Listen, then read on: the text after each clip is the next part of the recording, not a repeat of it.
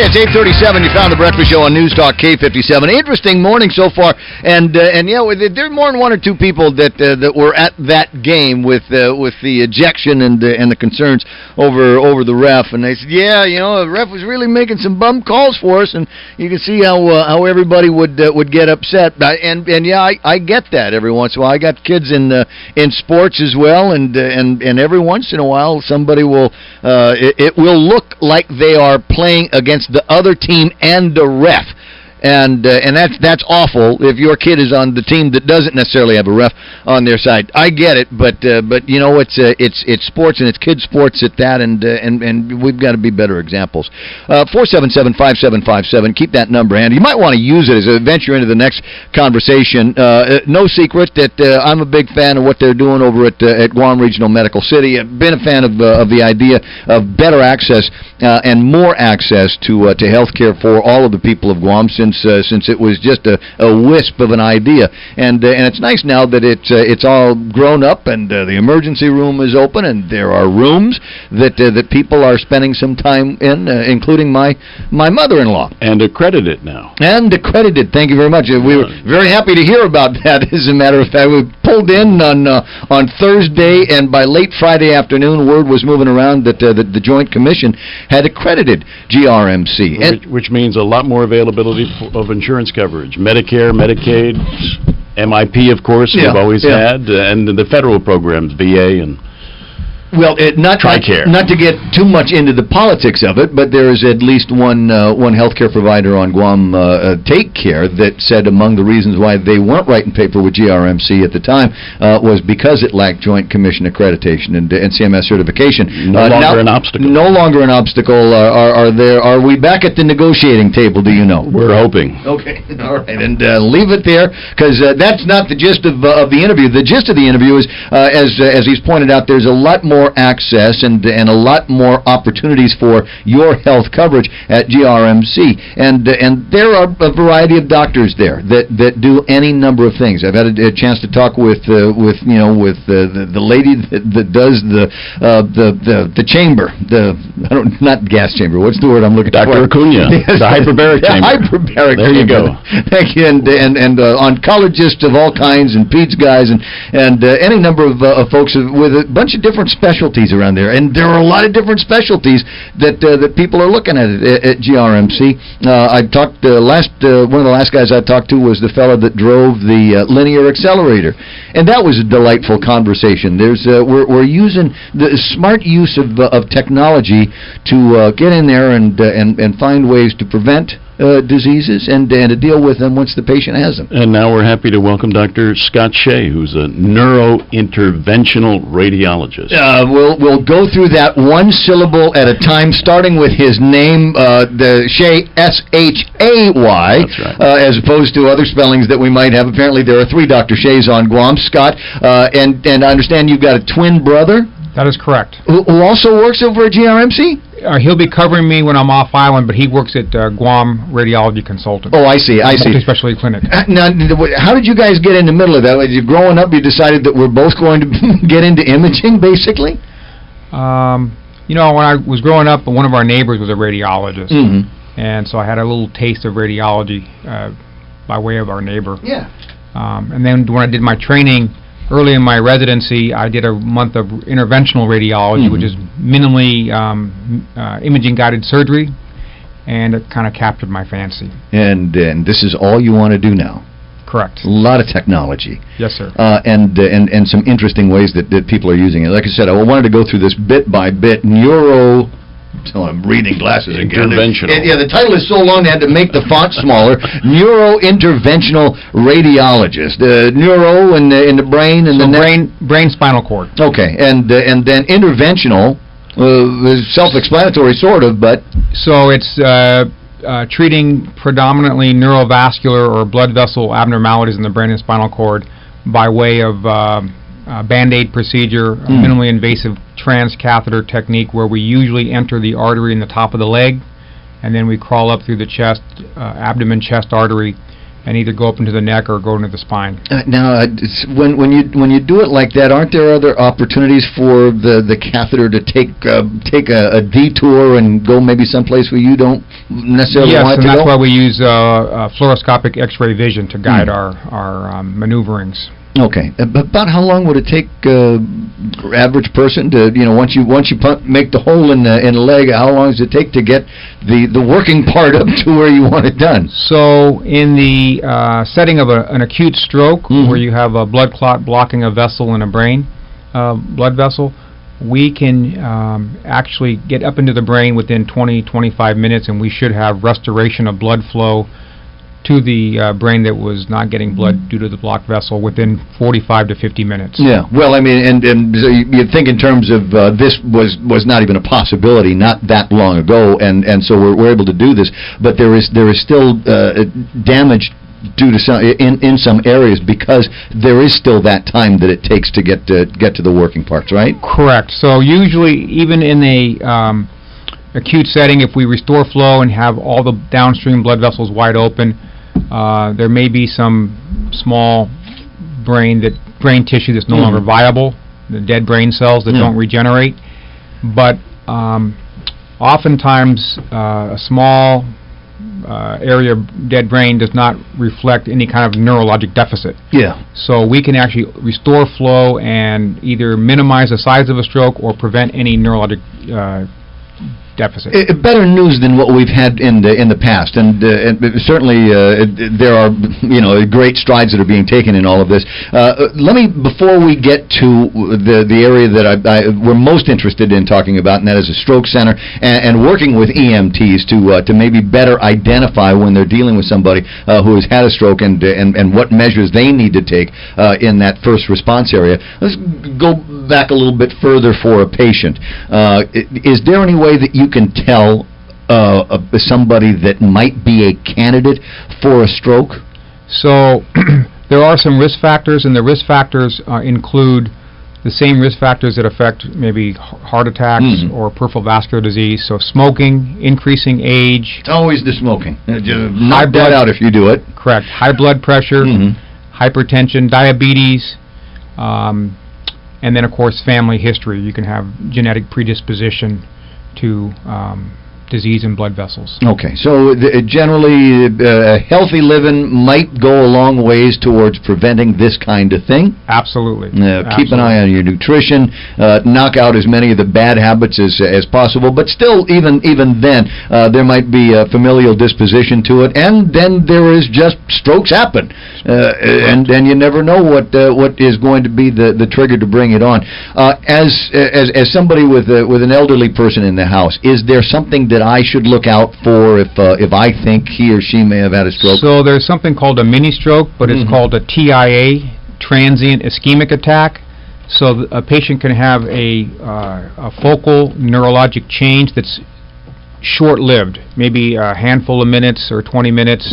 It can be focal weakness in an arm or leg, numbness in an arm or leg, a facial droop where the face is no longer symmetric, or a transient temporary inability to articulate words, or vision, temporary vision change. So TIAs occur, and the mechanism is basically a small clot that the body is able to quickly dissolve and recanalize the vessel and restore flow to the brain before there's dead any brain. Major damage, yeah. But when that happens, they should seek medical attention because it's basically a warning of an impending stroke. In fact, yesterday in clinic I saw a gentleman with some TIAs, and workup showed a blockage that we can fix with the stent. You can see that? So after somebody has had a TIA, it leaves a marker behind? It may leave a marker behind, but so it might be something that you can diagnose later. It could be something from the heart, but if it's an underlying blood vessel, we can certainly identify the culprit and then treat before a big stroke occurs. And as you said, a stent is one of them. What other kind of treatments might be available? Sometimes, well, if it's a cardiac, sometimes you might have to do a valve surgery. That's not something that I would do, but a cardiac surgeon. You got a guy at the shop that does that. We do have a cardiac surgeon at GRMC who just started a couple months ago. Dr. Conception can do all of that, and there's a great big catheter room in there, a cath lab that they've got all set up. I have no idea what anything does in there, but it's really pretty. It's a Star Trek, driver's seat. It's really, really nice up there. We are fortunate that GRMC has state-of-the-art equipment. Yeah, and that's always nice to find when you report to work someplace, right? Absolutely. For my line of work, I'm tremendously dependent upon the equipment. Okay, well, and we can get around to talking about some of that stuff, 65 slice toasters and all of that. But getting back to the TIAs, and one of the symptoms that you had mentioned was a facial droop, but that's also a symptom of Bell's palsy, isn't it? You can have a seventh cranial nerve injury or palsy. Yeah. Absolutely. How do you distinguish between that and something more serious? Usually the onset, the presentation, and then the duration. Okay. Oftentimes Bell's palsy is associated with an ear problem, but that's in the differential, absolutely. Yeah. But if you have an older person that has a facial droop, sudden onset, then you've got Bell's palsy is usually more of a gradual, insidious onset. Well, the reason I bring it up is my late mother had it, and it scared the hell out of us because we thought that maybe something had gone south, and she had a stroke, which is something that my grandmother had passed away from, and so we were concerned that maybe we were seeing the same thing happen, and so obviously we were very happy to see that it was not in fact Bell's palsy, and there, I'll go ahead and use my family. Everybody's dead now, but the point of that question or that line was we believe that my grandmother had died from a stroke in the same place that she had already had apparently one of these TIAs.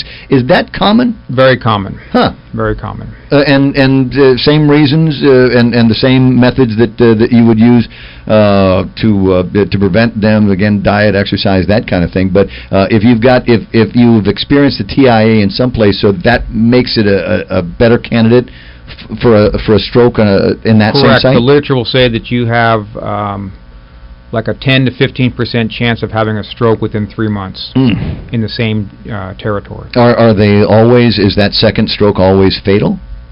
Not always fatal, but can be permanently debilitating. Yeah, and that's the other side. How do you know as a practitioner that if somebody has a stroke in one part of the brain, what is likely to be the end result in terms of their capabilities, memory, and yes, good question. So with MRI imaging, magnetic resonance imaging, we can precisely localize the region of the brain that's been permanently affected.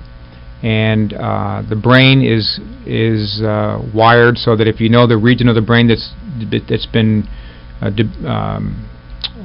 debilitated, you can predict the neurologic status of the patient. Yeah, and provide a prognosis to the family. This is what we think we're going to be able to do. Will there be movement? Will there be speech? Will there be memory? Will there be issues that might require advanced life-saving? Correct. When you have motor dysfunction after a stroke, rehabilitation can improve things, but you can have a pretty good idea of the end result, neurologically speaking, based on the MRI. Wow. And so did they tell you that we have a lot of strokes here when they said, Doc, you want to come out? Yes. I'm told that there's a lot of vasculopaths or patients with a lot of vascular disease in the region due to the prevalence of hypertension, diabetes, and hypercholesterolemia. Yeah. And there's not much can be done about that except to make sure that we keep banging the words about nutrition, diet. Well, for the first time now, 14 months ago or so, we've proved that medical science has proved that treating strokes like cardiologists have been treating heart attacks or myocardial infarction definitely is beneficial for the patient. In other words, right when a stroke starts, we would like to have the patient present to a healthcare facility, and with some very quick computed tomographic imaging, CAT scans, we can determine if the patient is a candidate for emergent clot removal from the brain blood vessel and treat the patient just like a cardiologist treats an acute heart attack. Now, are there medications that you can take? I mean, if I know that there have been strokes in my family, is there something that I can take, some kind of anti-clotting medication or thinning? Good question. Most patients should be on an antiplatelet medication, and the one that we usually prescribe is aspirin. Daily aspirin. The St. Joseph's has a commercial talking about going into a low-dose aspirin regime and popping those the same way that you'd have a vitamin or a fish oil pill. Cardiologists say after the age of 50, every male should be on a daily aspirin. Can I take that as my prescription? He's 53 years old now. Is that something that I should be thinking about? Well, the good news is aspirin is not a prescription drug, so anybody can get it over the counter. Just pop it anytime you want to. You can buy it and get it, yes. And so you've got a couple of things going for you there. There are some risk factors with aspirin, though. You can increase the risk of bleeding in the stomach, and there's but it's a very safe drug, and it's widely used for that reason. And you can buy it anywhere. Here's the good news. You can go to any pharmacy on Guam, and they'll be happy to sell you a deal worth of St. Joseph's and all of that. Although it's funny, is my first brush with the emergency room was when I was a little boy, as a tiny kid, and there we had a bottle of St. Joseph's aspirin. And I thought it tasted just like candy, so I ate the whole bottle of it and spent the rest of the day. No, I didn't. No, they didn't do it like that back in those days. I think my mom told me that it was past the time to induce vomiting, so they just pumped my stomach. And you're 4 or 5 years old. That's an exciting process, isn't it? That will certainly leave a lasting memory. I'd stay away from the things now. It's 8:53 in the morning on News Talk K-57. The conversation is with Neurointerventional Radiologist Scott R. Shay, and he's working over at Guam Regional Medical City. As you said, you've got a twin brother, another handsome fellow, working over at where? He's working at Guam Radiology Consultants. Okay. Multi-specialty clinic. Guys ever get together, compare notes? We discuss cases, and we don't violate HIPAA, we don't violate patient confidentiality, but we'll discuss some interesting cases. Is there, now between the two of you, I mean, you talk about, they've got some pretty neat gear over at his place, and you've got some pretty neat gear over at your place. Is there technology that is out there that they're talking about, or that you've seen that even eclipses what's available here? Because I'm told that we do pretty good radiology on Guam. Right. As far as advanced imaging, we have the MR, we have a state-of-the-art cath lab that will allow us to do endovascular brain surgery. Yeah. So we have all the, bells and whistles now here. Well, then, is there something that you want? I mean, you think about, you put those what-if scenarios together. It seems to me, 2D, 3D, all of that kind of thing. Is there another level deeper that you as a radiology guy would like to go? Yes. So the state-of-the-art cath lab does not have rotational three-dimensional capabilities, which is very helpful in the setting of aneurysms. But we're in the process of getting that. Yeah, because that's not required for stroke intervention. No. Well, but depending on which part of the body you're talking about, you and I talk to each other face to face. But a lot of the work that you need to do is on the backside of somebody's body. So it's nice to be able to get another view of that using the technology. Now, Kevin had mentioned that among the things that you get very excited about is the conversation about a stroke center here on Guam. Tell me a little bit of that vision. So a stroke center is our goal, and it would require providing 24/7 coverage to all the Micronesian individuals in the region, whereby depending upon, irregardless of the day or time, the patient would be quickly evaluated in the ER or emergency department, and then with very quick neuroimaging, candidacy for endovascular treatment would be available. To have a stroke center, you have to have a neuro team, and our Neurovascular Institute includes neurology. We're fortunate to have a well-trained neurologist on staff, as well as a neurosurgeon. So there's a role to be played by the neurosurgeons, because some strokes are hemorrhagic and not due to a blocked vessel, but due to bleeding in the brain. Okay. And sometimes the bleeding has to be removed quickly to prevent death or a major stroke. So we have to have a team approach, and we have that. I'm the kind of the last link in the puzzle. And the first link, as you point out, might be in the emergency room, but it might be in somebody's living room. Which is why it's critical that as we talk about this stroke center, you talk about people that are going to be, number one, caregivers and first responders. Correct. In the setting of stroke, there is a time delay. Can be catastrophic. We can give IV medication that's a clot-busting medication. That has to be given within 4.5 hours of onset of symptoms. And then for my role, that doesn't always work for big clots and big vessels. About a third to 40% of all strokes require what I have to offer. We only have about 6 to 8 hours for the carotid circulation to do that. There's so many other questions that I wish I had time to ask you. As we start talking about target groups, and you think about stroke, you think about guys in their heart attack years, maybe a little bit older. Are you seeing? Is it possible that we could see with the obesity issues that we've got here, juveniles presenting with strokes? We do see some younger folks, and including pediatrics, and that's usually secondary to cardiac issues. But they can present with clots in the brain as well. Wow. And we can treat that as well. Deep vein thrombosis. You were throwing some initials at me. I thought maybe I'd throw one back at you. DVT, does that often turn into something that might be an issue we see you about?